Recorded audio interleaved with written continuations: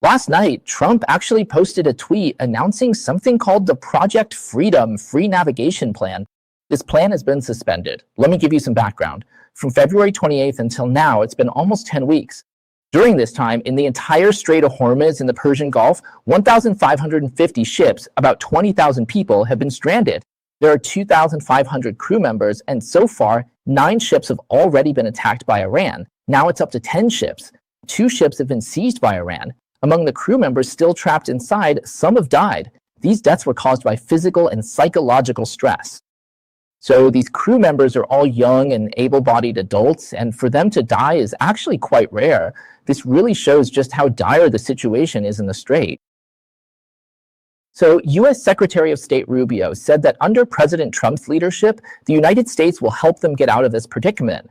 Rubio said that we will stand up to rogue regimes like Tehran and will not hesitate to use our strength and military projection capabilities.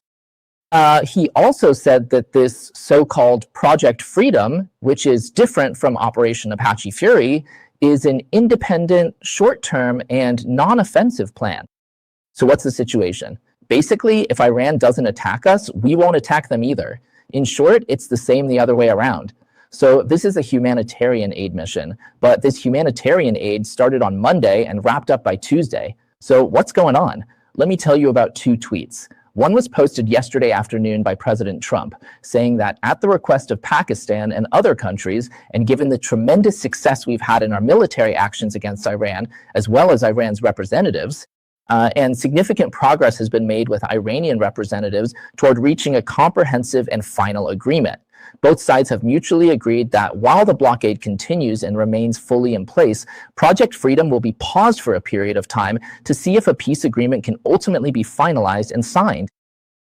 All right, so the second tweet was posted this morning and says, assuming Iran agrees to uphold the agreement that has already been reached, which might be a big assumption, a big if, as President Trump said, then the now legendary APEC Fury, also known as Operation Epic Rage, will be declared over. And the blockade of the Strait by the coalition by the forces will also be lifted, allowing the Strait of Hormuz to be open to all countries, including Iran. But if Iran does not agree, then the bombing campaign will resume. And unfortunately, the intensity and severity will far exceed anything before. Last night, a cargo ship in the Persian Gulf was hit by an Iranian land-based cruise missile, and several Filipino crew members were injured. This ship is owned by a French company. So this is actually the 4th attack on a vessel in this area since Thursday or Sunday. So actually, Project Freedom has been going on for 2 days now, and the fighting hasn't stopped, especially on the first day. You could say the cost has been very high, even though the US military hasn't been hit. But the surrounding commercial ships have already been hit. So why did Trump decide to stop after just 2 days?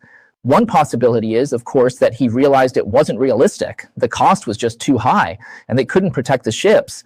The second possibility is that if peace is within reach, there's no need to force it. So they decided to pause for now. As for the real reason behind this, we just don't know yet. From Trump's tweets and the related information, I really can't tell which situation it is. But what I want to say here is that I still really appreciate it. President Trump is decisive and proactive when it comes to solving problems. For most politicians, making a wrong move comes with a political price. So sometimes they'd rather do nothing, thinking less action is safer. But President Trump isn't like that, because he's a businessman. There's a principle in business. First, you have to solve problems and deliver results. Second, it's all about no risk, no return. If you don't take risks, you often don't get any rewards. And often, the biggest rewards come with the biggest risks. So no matter what, I have to give President Trump credit for Project Freedom. He really did take a risk by sending American warships, planes, and soldiers. They sailed into the Strait of Hormuz and into the Persian Gulf, trying to resolve the issue of the blockade of the shipping lanes.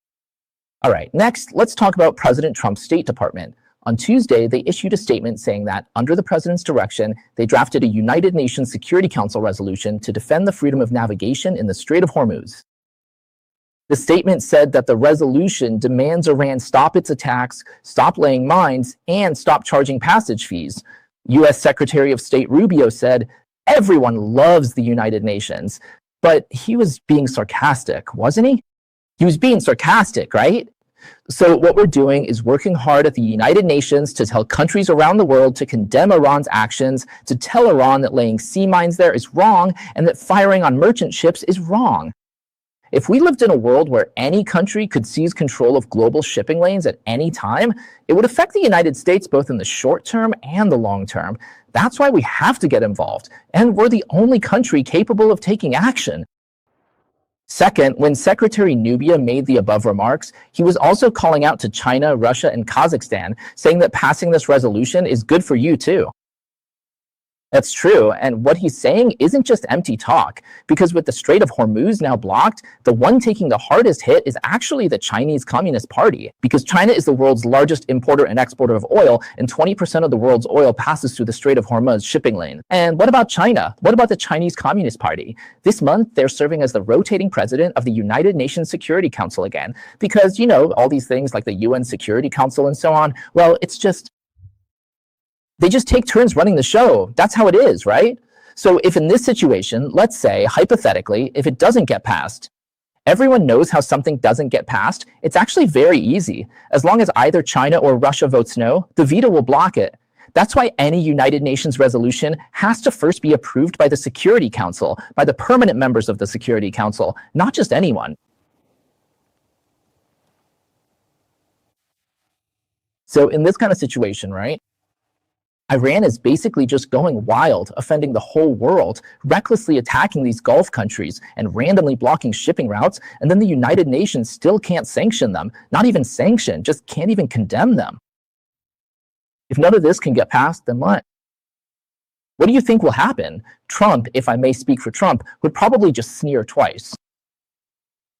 This would mean the United Nations is already useless. This would be yet another example of how the UN has become ineffective.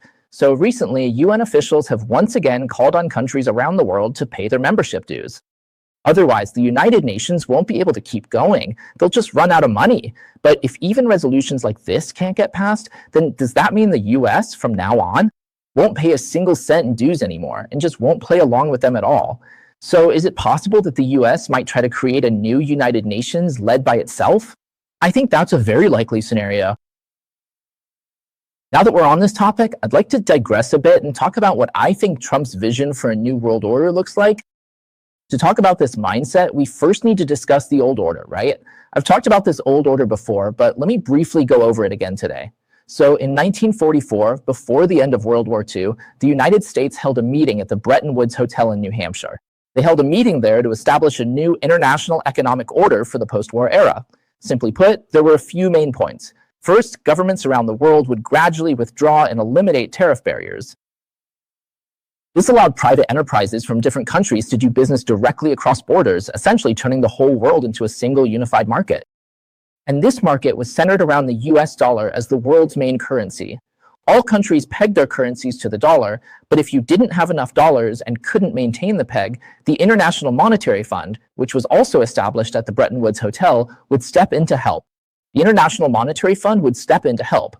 As for the world's poorer countries, the World Bank, which was established after the war, would provide assistance. The funds for the World Bank also came from the United States and other developed countries. Then, a United Nations was established to oversee the borders of all countries. It strictly prohibited violations of sovereignty and aimed to maintain world peace. So, to put it simply, the United States used its leadership and the trust it had earned to establish a roundtable with itself as King Arthur. Now, what does it mean to be King Arthur, and what is a roundtable? A roundtable means that King Arthur is not above the other knights. He just has one vote, like everyone else. One person, one vote, or rather, one country, one vote. So in the United Nations, the United States only has 1 out of 200 votes, even though it was the US that led its creation, contributed its resources, influence, and trust. Everything was built by the US. But the US still only has 1 out of 200 votes when it comes to decision making. All right, now let's add the Bretton Woods system to this. So what's the benefit of the United Nations together with the later WTO? The benefit is that it allowed the world, which had been devastated by World War II, to rebuild rapidly. What did this bring? Well, without a world war, the world has enjoyed 80 years of achievements. We won't count the smaller conflicts. So the world has truly enjoyed unprecedented wealth and prosperity brought about by this new set of global rules, including China. And I'm talking about China after the reform and opening up, okay? So when the United States did this, just think about it. It really is something. First, it helped its friends. Second, it supported the weak and poor, and it didn't act arrogant about its achievements, right? The US saw itself as just one of the knights of the round table, so it truly established a very admirable world order. It's just like after World War II ended, the world went from a jungle society, both World War I and II were fought over grabbing resources. So the world changed from a jungle into something like a Disneyland, right? It really was wonderful, and the ideals were beautiful. For example, President Obama once talked about leading from behind, which is now mocked by conservatives, but that slogan actually embodies the highest ideals of King Arthur and his Knights of the Round Table. I'm leading, but I'm not actually sitting in the leader's seat. Leading from behind. But what's the problem? The problem is that the world has never really been that wonderful. So what did the US do? It used its generosity and selflessness to maintain this world order, but many countries, especially developing countries, they're still using unequal tariffs and government subsidies to help their own companies engage in unfair competition. Right? That's how it is, isn't it? This includes many Asian countries too, and they realized that the US didn't really care, that the US didn't mind taking a loss, so they just kept doing it for a long time. So the result of letting this go on was that the US kept losing out in unfair competition, but even that could be tolerated. The real game changer was in 2001, when the Chinese Communist Party was let into the WTO, the World Trade Organization, or in other words, the international market led by the US. If before it was just a bunch of neighbors taking advantage, then from that day on, it was like a hungry tiger let loose among a flock of sheep. Besides unfair and unequal tariffs and government subsidies, the Chinese Communist Party was also using something unprecedented called forced technology transfer. Not only did they steal intellectual property and subsidize industries at the national level within China, but they also monopolized industries and carried out industrial wipeouts around the world. From high-speed rail to solar power to steel to the aluminum industry to shipbuilding to electric vehicles and so on, in one industry after another, the Chinese Communist Party has carried out what's called industrial slaughter. They use the power of the government to back Chinese companies and conduct industrial wipeouts on a global scale. As a result, American and even European manufacturing has been hollowed out. Throughout this whole process, the US played by the rules, right? But China broke the rules. So in the end, the United States exhausted its national strength. What started out with good intentions ultimately drained America's resources and pushed it to the brink of possible decline. It wasn't until 2016, when Trump burst onto the scene, that this fantasy of a single global market, this Disneyland, was shattered. He reestablished tariffs. So in Trump's view, what does the world economic order look like? In my view, it's a market based on individual countries. Whether your country's market can attract investment, attract people to buy things, or attract people to sell things, all depends on the appeal of your own market. If your market is good, of course, everyone will flock to it, right? If your market is bad, people will avoid it like the plague. This is a very typical example of the difference between the American market and the Chinese market today. So, companies from various countries do business and make money in good markets, in countries with strong markets. And a good market will very likely require an entry ticket, right? And this entry ticket is the admission fee, which is the tariff. In the future, if markets are relatively compatible, it's possible that regional or allied unified markets will be reestablished. But that definitely won't be a global market where everyone, good or bad, can enter. The world market will be reorganized. At the same time, the United Nations is no longer like the Knights of the Round Table. What does it mean to be a Knight of the Round Table? There are 8 words that define them: loyalty, justice, honor, and courage. Do all the countries in the world really share these same values, right? Actually, that's pretty rare. So when the United Nations was founded, even though there hasn't been a large-scale global war in the past 80 years, there have still been invasions, massacres, and looting. And the US only has 1 vote. So rogue states, especially those votes consolidated by the Chinese Communist Party, have a whole lot of votes. That's why the US is actually marginalized in the United Nations. And as for the UN itself, it's basically letting its own functions become obsolete because it can't solve any peace-related issues at all. The United Nations can't handle any war. To say that UN has become a rubber stamp is actually an exaggeration because it can't even stamp anything. It just sits there for everyone to see, but it can't even stamp a thing. That's the situation with the UN today. So now Trump is using the UN resolution to open the Strait of Hormuz as a way to test the United Nations. So, yeah? That's the current situation. If even this can't get passed, then Trump will use this as a conclusion, basically saying, we don't need the United Nations anymore. It's just like how Trump used the Iran war and the Strait of Hormuz to test Europe. Just like testing the NATO countries, the European members of NATO, the result of the test was that Trump withdrew the troops. That's the situation right now.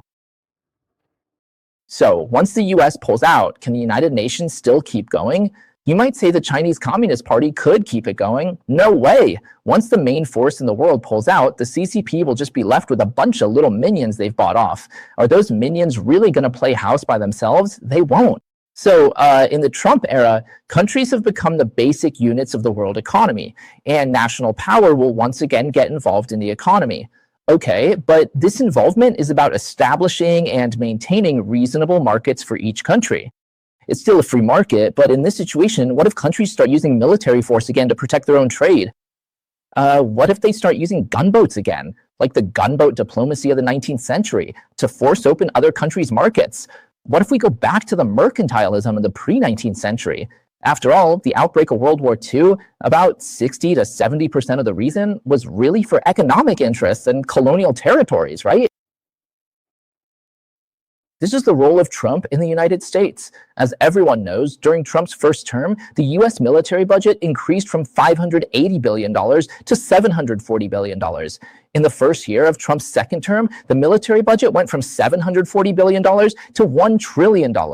Sorry, I misspoke earlier. It was $580 billion, then up to $740 billion, and then up to $1 trillion. So in Trump's second year, from $1 trillion, it's set to increase to $1.5 trillion. So the 2027 budget is jumping by 50%. Think about it. Why is that? Is it because they just love spending money? Or are they just that passionate about the military? If there's nothing else to do, why put so much money into the military? The reason is because in the future, the new economic order will have to be maintained by the United States. So when the US puts in $1,500 billion, that's more than half of the world's total military spending. In other words, the US will become an absolutely unrivaled superpower in the world, an overwhelmingly dominant force. So under the new world economic order, whoever dares to stir up trouble, the US will take them on. In my opinion, in this new world order, there are no more Knights of the Round Table, and there's no more of Obama's leading from behind. The US will be leading from the front. America won't just be a good global policeman, but also the village chief of the global village, maintaining order and punishing wrongdoers. Only by punishing the bad guys can everyone do business properly. So if at this time someone or some country tries to seize markets by force or manipulates things to their advantage or goes around violating human rights, and thinks they can just complain to the UN, the US will step in and take charge. So in the New World Order, it's the police who use their strength to deter the bad guys. In this situation, whether it's the United Nations, the World Bank, or the International Monetary Fund, they will all be weakened when it comes to helping the poor. Adjusting currencies will be handled directly by the US government and the US Federal Reserve, leaving little for the World Bank and the IMF to do. That's my expectation for the future. Let's see if that's how things turn out. So if Trump can get reelected, or if someone like him does, if they can carry on his views and understand the New World Order as he sees it, then the whole system will fall into place. So what do you think about this new order? Do you accept it? Compared to the post-war economic order led by the US, do you find this acceptable? All right then, if you think my analysis makes sense and has been helpful or enlightening to you, please give me a like, okay? Hit that like button so more people can see this analysis. Your like will help YouTube's algorithm recommend this to more people. Next, let's talk about the upcoming Trump-Xi meeting. What are both sides going to discuss? On Tuesday, China's Ministry of Foreign Affairs announced that Iranian Foreign Minister Araghchi will visit China on May 6th at the invitation of China and will hold talks with Foreign Minister Wang Yi. So why is this happening? In my view, simply put, it's to strengthen the Chinese Communist Party's bargaining chips, since China and the US are about to negotiate, and this move is to improve their negotiating position. At the same time, US Secretary of State Rubio said, "I hope the Chinese side can convey a clear message to Iran. That is, your actions in the Strait of Hormuz are causing you to be isolated globally. In this matter, you are ***, you shouldn't be blowing up ships, you shouldn't be laying mines, and you shouldn't be trying to hold the global economy hostage." But I hope that China, whether in private or in public, can directly convey this message to them. So the US is actually putting the ball in your court. So you can summon the Iranian foreign minister to Beijing. Are you going to actually do something real? And then there's also the fact that Rubio, for the first time yesterday, filled in as the host at the White House press briefing.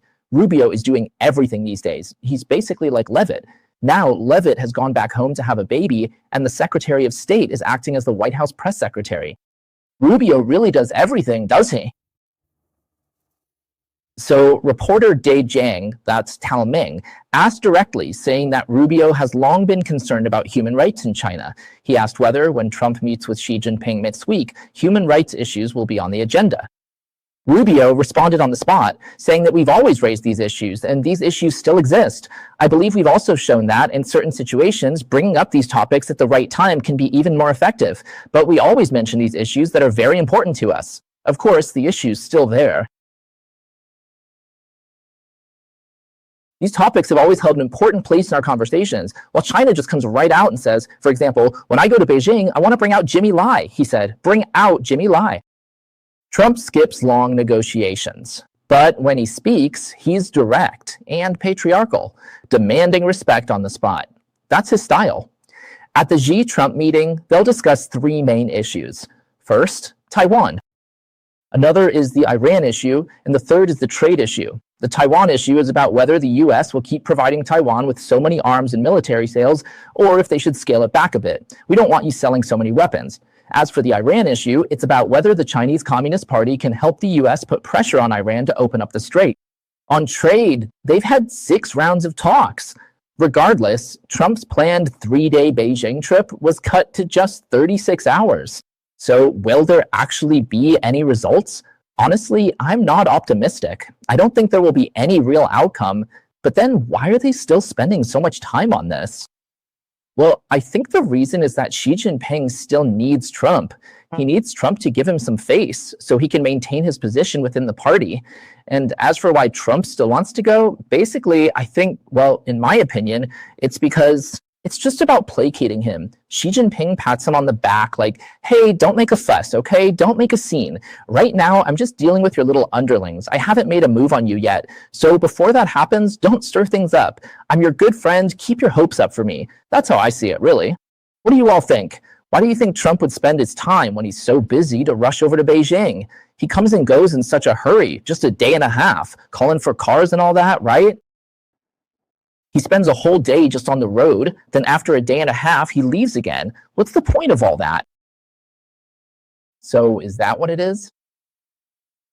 All right, that's my opinion. Everyone is welcome to share your own thoughts.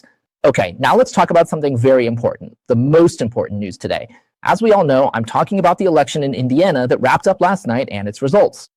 We know that just last week, the Supreme Court made a ruling on Louisiana's electoral map, right? When we talk about electoral maps, we mean drawing district maps, right? No matter how you draw them based on political factors, that's fine, but you can't use any racial factors. Whether it's traditional discrimination or reverse discrimination, neither is allowed. So after the ruling, states took action right away, because what the ruling means is if you control your state's legislature and the governor's office, you can draw the maps however you want. The Supreme Court says they're not going to interfere. So what happened? Well, right now, Republican lawmakers in Alabama and Tennessee are holding special legislative sessions these days. They're redrawing the congressional election maps for both states. The governor of Tennessee is Bill Lee. Bill Lee, that's his name. To put it plainly, the biggest impact in the US is on Memphis. There's a city called Memphis in Tennessee, and it's targeting their only Democratic seat. So basically, they're saying that by redrawing the maps, it's very likely the Republicans will achieve a complete sweep, winning all 9 seats to 0. Okay, because right now, Tennessee is at 8-1, one Democratic seat, a congressional seat in the House of Representatives. The governor of Alabama is Kay Ivey. Kay Ivey, that's her name. She said they're also holding emergency meetings to draw a new map, which would change the current Republican advantage from 5-2 to 6-1. So, but actually, neither of these is the biggest news. The biggest news is from last night. To talk about last night's news, we have to go back 5 months. In December of last year, Trump pushed for redistricting in Indiana. Indiana, USA, not China, calling for congressional redistricting. So here's how it is in Indiana. The Republicans have 7 seats and the Democrats have 2 seats. So it's 7-2. After the redistricting, it could possibly become 9-0. That's the situation. Now, as for the Indiana State Senate, even though the Republicans have an absolute majority there, okay, so out of the 50 seats, the Republicans hold 40 seats and the Democrats only have 10 seats, a super majority. But many Republican senators believe that drawing the map this way is politically incorrect. So there are 21 Republican senators. They joined forces with the Democrats. There were originally 10 Democrats, so 21 plus 10 made 31 votes against 19. When the vote came down, the redistricting failed, and Trump was furious. So you see, you can just watch as these seats are about to be lost. So basically, they're just not loyal to the party. Trump openly said he wants to punish these traitors. He called them rhinos, Republicans in name only, meaning they're just Republicans on the surface. Then he wanted to kick them out of office, so he launched not exactly a prince's revenge, but Trump started what you could call a king's revenge. So what happened? Yesterday was the Republican primary. There are 50 seats, and yesterday, half of them, so 25, were up for re-election. So out of the 25 seats up for re-election, 21 were held by Republicans. Among those 21, there were 8 seats where the incumbents had crossed over to side with the Democrats and teamed up with them. In Trump's eyes, these people were traitors, so Trump went and found 7 candidates to challenge them. Finding 8 people to run is hard because you're challenging state senators. You need to be Trump approved, which isn't easy. Still, they found 7 candidates to run for those 8 incumbent-held seats. So what happened? Expectations were low because these senators are 20-year veterans with a massive incumbent advantage. Simply put, can a powerful outsider really beat the local big shots?